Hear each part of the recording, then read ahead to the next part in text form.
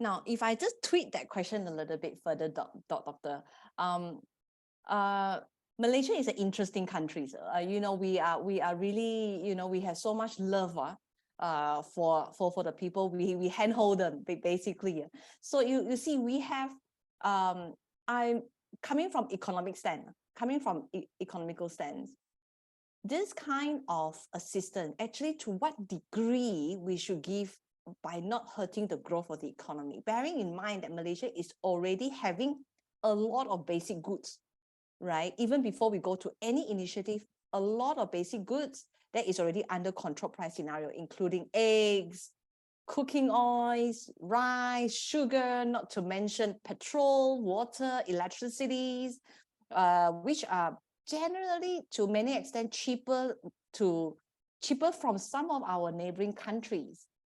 So we are inside this subsidies environment all the time. We keep trying to make it affordable. But how affordable? How shall the government coffer should be used in this affordability? While we're driving the country forward, actually. So that's a classic question in policy making, efficiency versus equity. Do you want to make everything purely based on efficiency consideration, or do you need to take care about the issue of equity, so that we can have a more shared, a more distributed wealth prosperity? Now, because the prosperity sharing doesn't come by itself, it has to be manufactured, it has to be executed, because no one is willing to share the wealth, voluntarily. Now, I used to have a thought that because being an economist, efficiency basically is the king of any thought. We should consider how to make the economy or the market runs as smooth, as efficient as possible. And of course, subsidies, they are not, they are hurting the market efficiency.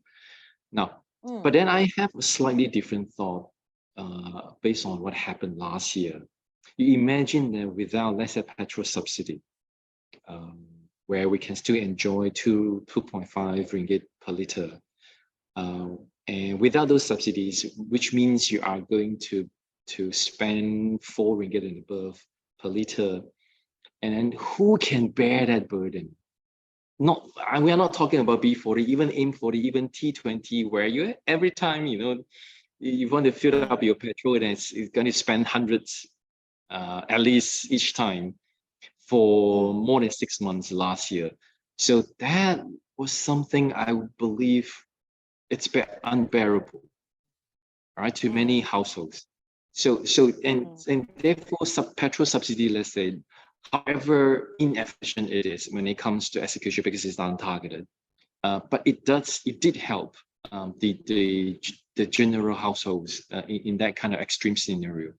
So therefore, therefore, the first question is related to what you have asked is, are we able to achieve a trade-off or a balance between what makes the economy the best and what makes the society the best?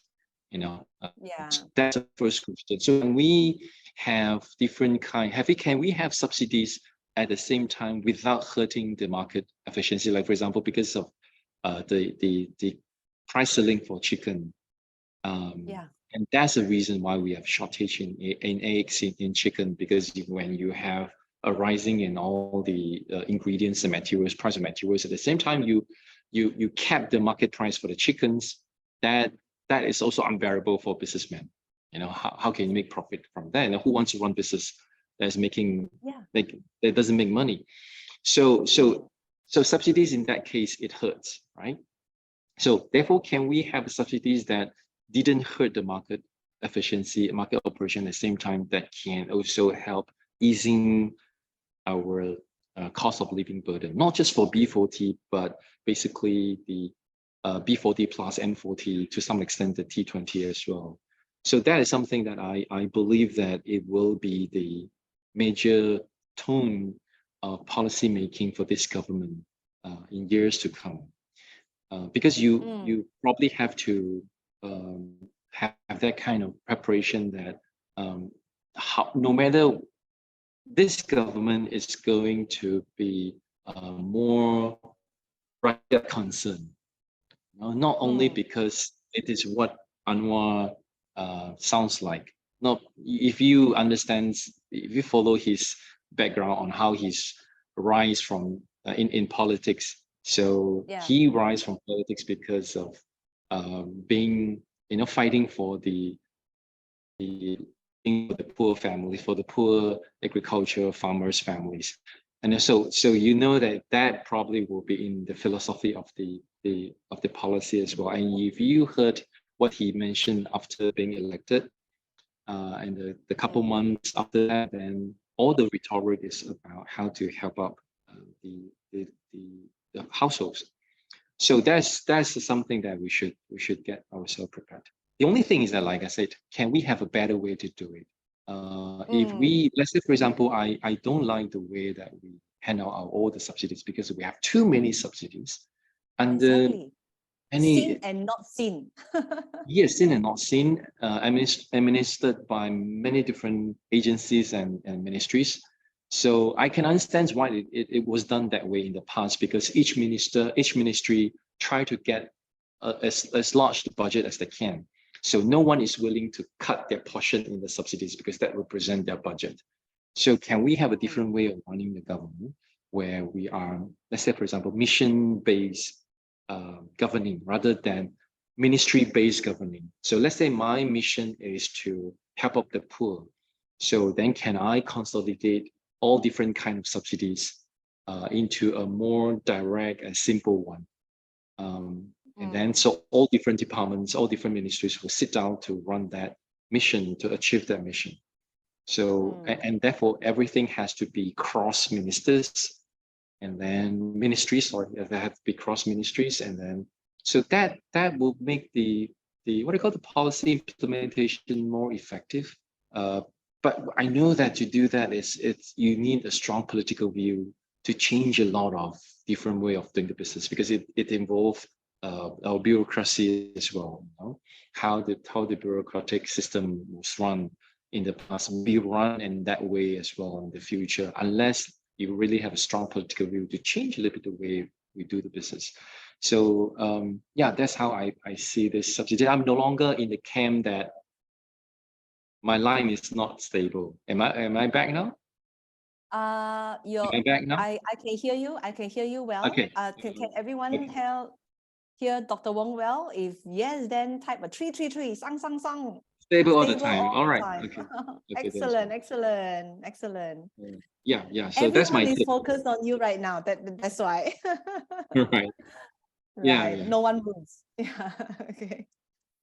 Excellent. You make a very good point about mission-based subsidies. In fact, I will agree. If I may, I mean, for the purpose of discussion, yeah, ladies and gentlemen, I hope, because this is the first time we do a Facebook Live, I hope that this somehow ended up with somewhere whereby someone listened to this. That is, when I hear this AI vending machine, sponsorship for AI vending machines, I thought, hey, that's a good idea, because it's like a community projects.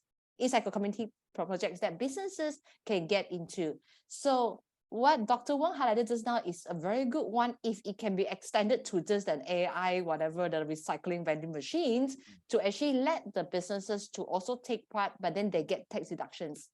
That I think it will be a lot more directive kind of, where the resources go, and businesses will help directly and they get their tax savings.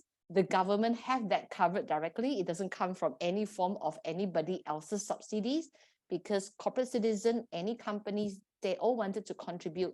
It's just how and where they wanted to contribute it to. Everyone has their beliefs, their values, and what they find is important. So I think, yeah, that's a very good point. Dr. Wong, you should be part of this working team in crafting some of this important policy rollout and implementation plans and initiative. Yeah, so, just take, for example, the one just now that we mentioned about the chicken subsidy, right? We have a chicken, which is a whole chicken is a control price item, ladies and gentlemen, in case you don't know. So our food is cheap, basically. So just now we talked about the government giving tax incentive for the chicken bearer to move from open to a closed processing how do you call state. So modernize it, right, to go to a closed processing. So hence they are given the tax incentive. So taxpayers' money goes there, or rather used to subsidize. There is no revenue, there's no tax revenue coming from that part, right? So yeah, you are right. If it's actually a mission-based subsidies or program or initiative, maybe taken part by businesses, actually it can actually work better. It can actually work better. Because we do not forget that budget, even though it was crafted annually, but it was under a 5-year plan initiative. Don't forget that we have 12, 11, we have 12, we have 13 Malaysian plan, and each year your allocation has to be designed in such a way that it helps direct our economy toward where we want to be heading toward. If we talk about how to how to modernize our manufacturing sector, including our farming sector. So then you're gonna have this kind of initiative, innovative one, and how to really incentivize companies to move toward the direction, not by forcing, not by giving you handouts, but by giving you incentive that if you do that, then you are going to enjoy the budget initiative at the location. If you're not going to do that, then the budget is nothing to do with you. Exactly. In fact, during budget 21-9, if I remember correctly, it's 21-9, which was actually being announced by Lim Guan Eng at that time. There was one time they wanted to expand these social enterprises to be part of the recipient of contributions from businesses, whereby it's allowed tax incentive. But unfortunately, that did not came to the end plan. Unfortunately, it remains as an announcement. It didn't actually go down to the actual plan. Yeah. So in fact, that expansion because the government didn't launch. It didn't last long enough. Okay, let's treat it a little bit. So just now we talked about the basic needs, etc. Now let's talk about the luxury item.